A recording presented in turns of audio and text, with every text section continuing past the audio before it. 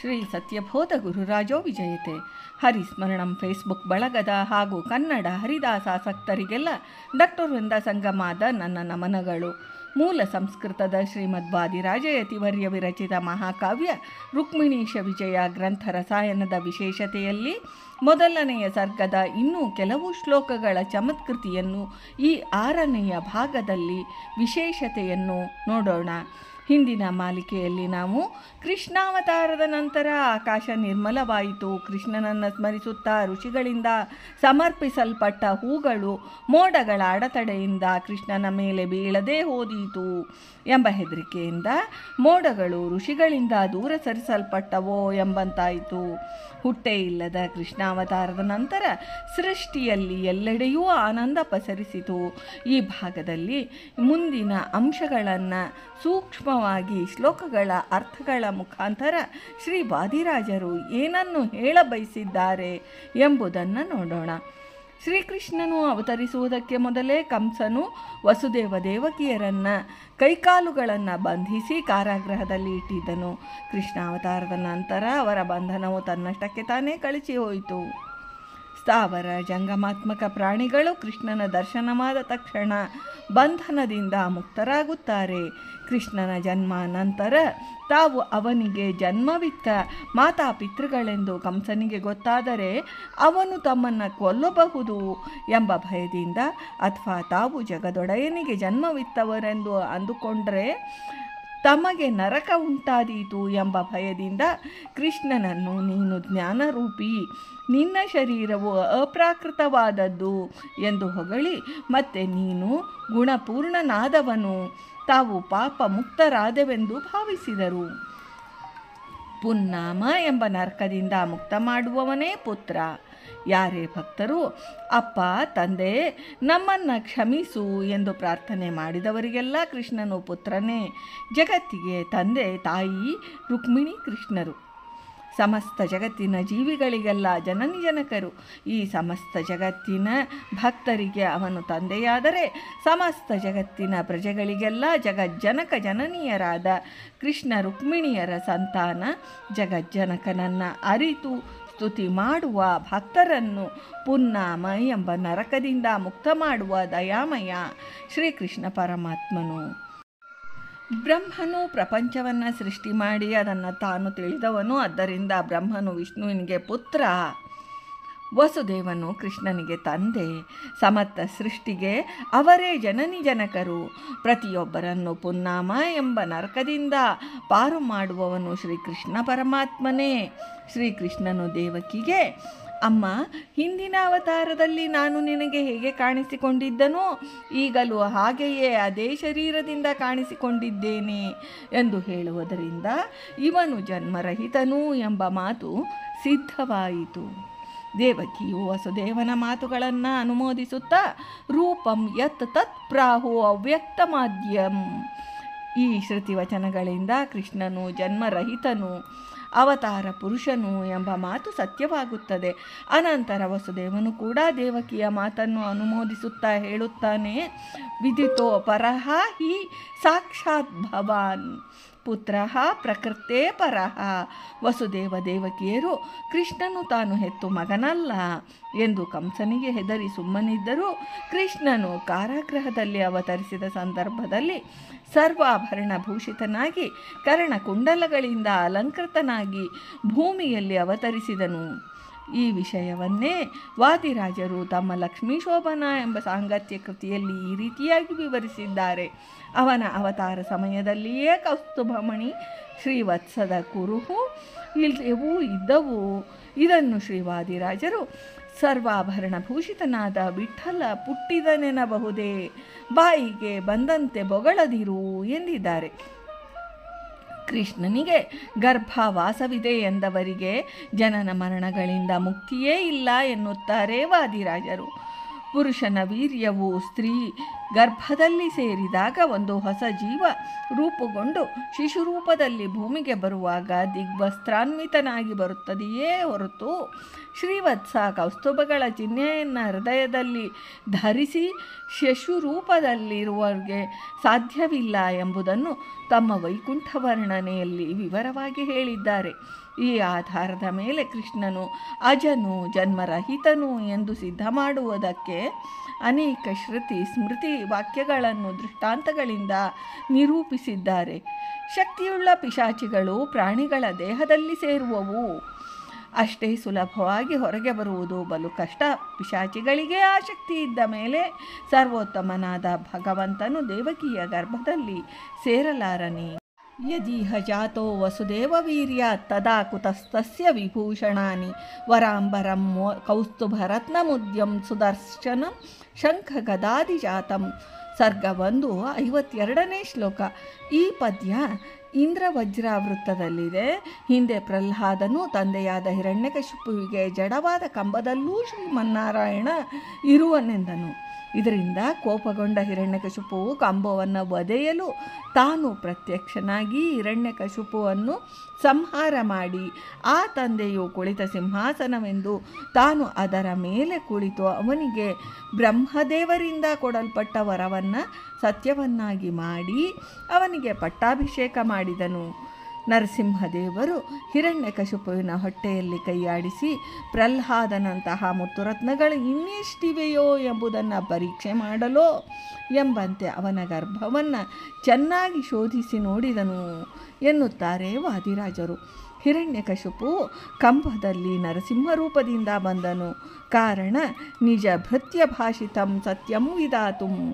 ತಾನು ತನ್ನ ಭಕ್ತನಿಗೆ ಕೊಟ್ಟ ಮಾತನ್ನು ಸತ್ಯವನ್ನಾಗಿ ಮಾಡಲು ನರಸಿಂಹ ರೂಪದಿಂದ ಬಂದು ಭಕ್ತನನ್ನು ಸಲಹಿ ಉದ್ಧಾರ ಕರ್ತವನ್ನಾಗಿ ತನ್ನ ಸಾಮರ್ಥ್ಯವನ್ನು ಜಗತ್ತಿಗೆ ತೋರಿದ್ದಾನೆ.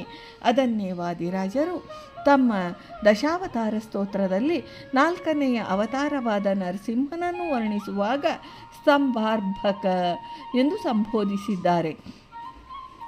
ಯಾರ ರೇತಸ್ಸಿನಿಂದ ನರಸಿಂಹನು ಕಂಬದಲ್ಲಿ ಮೂಡಿಬಂದನು ಮತ್ತು ಹೇಗೆ ಹೊರಗೆ ಬಂದನೆಂದು ಈ ದೃಷ್ಟಾಂತಗಳಿಂದ ರಾಜರು ಶ್ರೀಹರಿಯು ಸ್ವರಮಣನು, ಅವನಿಗೆ ರಮಿಸಲು ಲಕ್ಷ್ಮೀದೇವಿಯ ಅವಶ್ಯಕತೆ ಇಲ್ಲ ಎಂಬುದನ್ನು ಸಿದ್ಧ ಮಾಡಿದ್ದಾರೆ.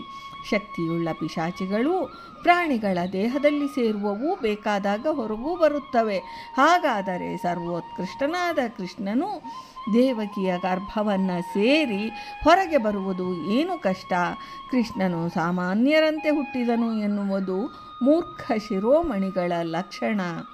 ಯದಾ ನೃಸಿಂಹ ಕೃತಿರಾವಿರಾಸೀತ್ ಪದಾಹತಸ್ತಂಭ ವರಾಬ್ಧಿಪೂರ್ವಂ ತದಾನು ಕಾ ಸ್ತ್ರೀಶ ಸುಷುವೇ ಮುಕುಂದಂ ಸ ಕಸ್ಯ ವೀರಾರ್ಧ ಜನಿಷ್ಠ ಕಾಯಂ. ಸರ್ಗ 1 54ನೇ ಶ್ಲೋಕ. ಈ ಶ್ಲೋಕ ಕೂಡ ಇಂದ್ರವಜ್ರಾವೃತ್ತದಲ್ಲಿದೆ. ಶ್ರೀಮನ್ನಾರಾಯಣನು ತಾನು ದೇವಕಿಯ ಗರ್ಭದಲ್ಲಿ ಅವತರಿಸುವಾಗ ತನ್ನ ಪತ್ನಿಯಾದ ಲಕ್ಷ್ಮೀದೇವಿಗೆ, ನೀನು ನಂದಗೋಪನ ಹೆಂಡತಿಯಾದ ಯಶೋದೆಯಲ್ಲಿ ದುರ್ಗಾರೂಪದಿಂದ ಅವತರಿಸು ಎಂದು ಅಪ್ಪಣೆ ಮಾಡಿದ. ಅದರಂತೆ ಲಕ್ಷ್ಮಿಯ ಅವತಾರವಾಯಿತು. ಅದು ಜನರಿಗೆ ಮೋಹವನ್ನುಂಟು ಮಾಡುವ ಸ್ವಭಾವದವಳಾದ ಅವಳು ಮುಂದೆ ಕೃಷ್ಣನು ಯಶೋದೆಯ ಮಗನು ಹೆದರಿಕೊಂಡಿದ್ದಾನೆ, ಹಸಿದುಕೊಂಡಿದ್ದಾನೆ, ಇದೇ ಮೊದಲಾದ ಭ್ರಾಂತಿಗೆ ಒಳಗಾದಳು.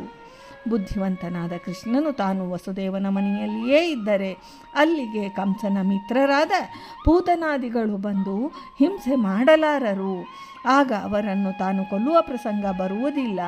ಆಗ ಕಂಸನೊಬ್ಬನೇ ಮಿತ್ರನಾಗಿ ದುಃಖವಿಲ್ಲದೆ ತನ್ನಿಂದ ಮೃತನಾಗಿ ತನ್ನ ಮಿತ್ರರಾದ ಪೂತನಿ ಮೊದಲಾದವರು ಬದುಕಿಕೊಳ್ಳಬಹುದು ಎಂದು ವಿಚಾರ ಮಾಡಿ ಆ ವಸುದೇವನ ಮನೆಯಿಂದ ನಂದಗೋಕುಲಕ್ಕೆ ಹೋದನು. ಶ್ರೀಕೃಷ್ಣನು ತನ್ನನ್ನು ಆಶ್ರಯಿಸಿದವರ ದುಃಖವನ್ನು ನಾಶ ಮಾಡಲು ಶಕ್ತನು. ಆದ್ದರಿಂದ ಅವನು ಕಂಸನಿಗೆ ಹೆದರಿ ನಂದಗೋಕುಲಕ್ಕೆ ಹೋಗಲಿಲ್ಲ. ಅವನು ನಂದನ ಧರ್ಮಪತ್ನಿ ಯಶೋದೆಯಲ್ಲಿ ದುರ್ಗೆಯಾಗಿ ಜನಿಸಿದ ಸುಂದರಿಯಾದ ತನ್ನ ಪತ್ನಿಯಾದ ಲಕ್ಷ್ಮಿಯನ್ನು ಕಾಮುಕರ ಸ್ವಭಾವದಂತೆ ರಾತ್ರಿಯಲ್ಲಿ ನೋಡಲು ಹೋಗುತ್ತಾನೆ. ಶ್ರೀಕೃಷ್ಣನ್ ಹೊರಟ ಕೂಡಲೇ ವಸುದೇವ ಹಾಗೂ ನಂದಗೋಪರ ಮನೆಗಳು ತಾವಾಗಿಯೇ ಬಾಗಿಲನ್ನು ತೆರೆದುಕೊಂಡವು. ಬಾನಂಗಳದಲ್ಲಿ ಶೋಭಿಸುತ್ತಿರುವ ಚಂದ್ರನೇ ಅವರ ಬಾಗಿಲುಗಳನ್ನು ತೆಗೆದಿದ್ದಾನೆ. ಕಾರಣ ಮನ್ಮಥನೇ ಸುಂದರ. ಅವನ ಜನಕನು ಅದೆಷ್ಟು ಸುಂದರನಿರಬಹುದು, ಸುಹೃದ್ರೂಪಿಯಾಗಿರಬಹುದು ಎಂಬ ಕುತೂಹಲದಿಂದ ಅವನನ್ನು ನೋಡಲು ವನಸ್ಪತಿಗಳ ರಾಜನಾದ ಚಂದ್ರನೇ ಬಂದು ಬಾಗಿಲನ್ನು ತೆರೆದಿದ್ದಾನೆ ಎನ್ನುವ ಉತ್ಪ್ರೇಕ್ಷಾಲಂಕಾರವನ್ನು ಇಲ್ಲಿ ವಾದಿರಾಜರು ಮಾಡಿದ್ದಾರೆ. ಶ್ರೀಕೃಷ್ಣನನ್ನು ಎತ್ತಿಕೊಂಡು ವಸುದೇವನು ನಂದಗೋಕುಲಕ್ಕೆ ಹೋಗುತ್ತಿರುವಾಗ ದಾರಿಯಲ್ಲಿ ಮಳೆ ಸುರಿಯುತ್ತಿತ್ತು. ಅದು ಶ್ರಾವಣ ಮಾಸವಾದ್ದರಿಂದ ಆ ಮಳೆಯನ್ನು ತಡೆಯುವುದಕ್ಕೋಸ್ಕರವಾಗಿಯೇ ಮಹಾಶೇಷನು ತನ್ನ ಫಣಾತ ಪತ್ರವನ್ನು ಹರಡಿ ಕೃಷ್ಣನಿಗೆ ಮಳೆಯ ನೀರು ತಾಗದಂತೆ ಮಾಡಿದನು. ಅದರ ಮೂಲಕ ಕೃಷ್ಣನ ಅಣ್ಣನಾದ ಶೇಷನು ಮೊದಲೇ ಅವತರಿಸಿದ್ದಾನೆ ಎಂದು ಸೂಚಿಸುವುದಕ್ಕೆ ಹಾಗೆ ಮಾಡಿದ್ದಾನೆ ಶೇಷನು.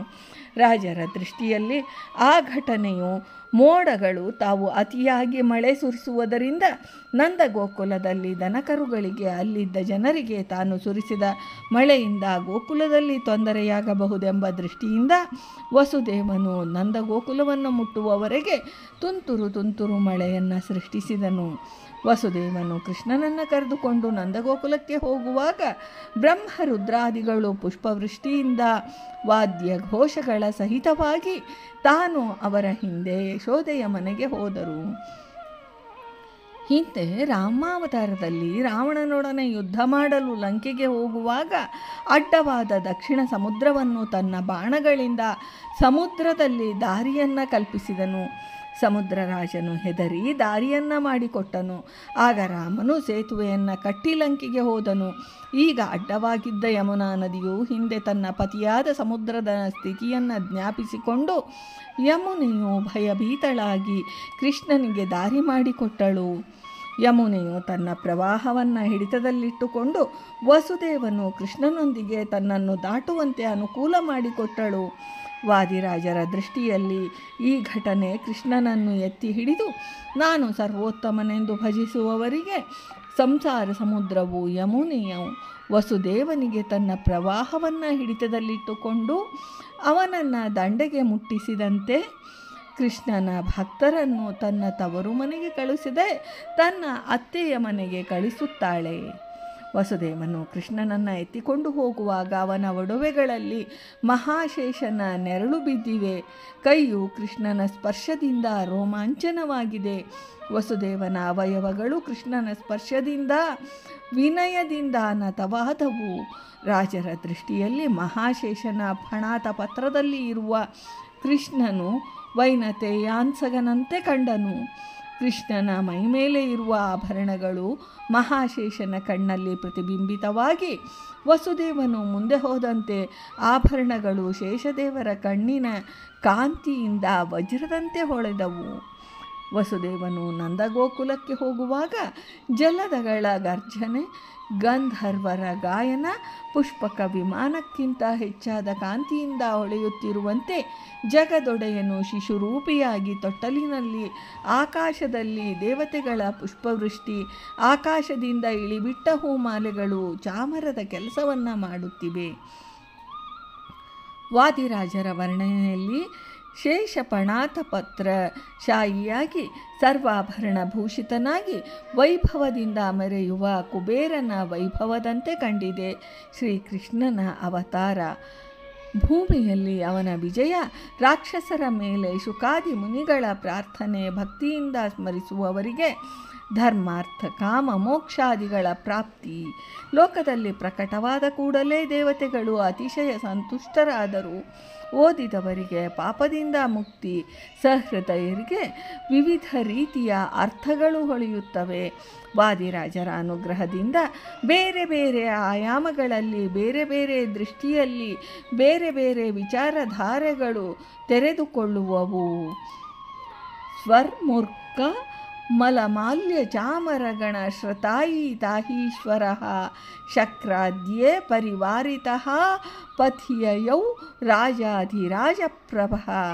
ಸರ್ಗ 1 66ನೇ ಶ್ಲೋಕ. ಈ ಶ್ಲೋಕ ಅನುಷ್ಠುಪ್ವೃತ್ತದಲ್ಲಿದೆ. ಶ್ರೀಕೃಷ್ಣನು ನಂದಗೋಕುಲಕ್ಕೆ ಹೋಗುತ್ತಿದ್ದಾಗ ಮೋಡಗಳು ಗುಡುಗುತ್ತಿದ್ದವು, ಗಂಧರ್ವರು ಸ್ತುತಿಸುತ್ತಿದ್ದರು. ಧ್ವಜರೇಖೆ ಇರುವ ಪುಷ್ಪಕ ವಿಮಾನಕ್ಕಿಂತ ಹೆಚ್ಚಾಗಿ ಕಾಂತಿಯುಳ್ಳ ಕಮಲದಂತಿರುವ ವಸುದೇವನ ಹಸ್ತದಲ್ಲಿದ್ದನು. ದೇವತೆಗಳು ಅವನ ಮೇಲೆ ಆಕಾಶದಿಂದ ಇಳಿಬಿಟ್ಟ ಶೇಷನ ಹೆಡೆಯಿಂದ ಎರಡೂ ಕಡೆ ಪಾಲಾಗಿದ್ದರಿಂದ ಚಾಮರಗಳಂತಿದ್ದವು. ಶೇಷನು ಮಳೆಯನ್ನು ತಡೆಯುವುದಕ್ಕಾಗಿ ಕೊಡೆಯಂತೆ ತನ್ನ ಹೆಡೆಗಳನ್ನು ಬಿಡಿಸಿಕೊಂಡಿದ್ದನು. ಇಂದ್ರಾದಿ ದೇವತೆಗಳು ಸುತ್ತಲೂ ಬರುತ್ತಿದ್ದರು. ಇದರಿಂದ ಶ್ರೀಕೃಷ್ಣನು ದುಂದುಭಿ ವಾದ್ಯಗಳಿಂದ ಶಬ್ದಗೊಳ್ಳುತ್ತಾ, ಗಂಧರ್ವರಿಂದ ಸ್ತುತಿಸಿಗೊಳ್ಳುತ್ತಾ, ಧ್ವಜ ಸಹಿತವಾದ ಪುಷ್ಪಕ ವಿಮಾನದಲ್ಲಿ ಕುಳಿತು ಚಾಮರಗಳಿಂದ ಬೀಸಿಕೊಳ್ಳುತ್ತಾ ಶ್ವೇತಛತ್ರಧಾರಿಯಾಗಿ ಹೋಗುತ್ತಿರುವ ಕುಬೇರನಂತೆ ಕಂಡನು ಎಂಬ ವಿವರಣೆಯೊಂದಿಗೆ ಮೊದಲನೆಯ ಸರ್ಗದ ಮುಕ್ತಾಯ ಮಾಡಿದ್ದಾರೆ ವಾದಿರಾಜರು. ಭಾರತೀ ರಮಣ ಮುಖ್ಯ ಪ್ರಾಣ ಅಂತರ್ಗತ ವೃಂದಾವನ ವಿಹಾರಿ ಶ್ರೀಕೃಷ್ಣಾರ್ಪಣಮಸ್ತು.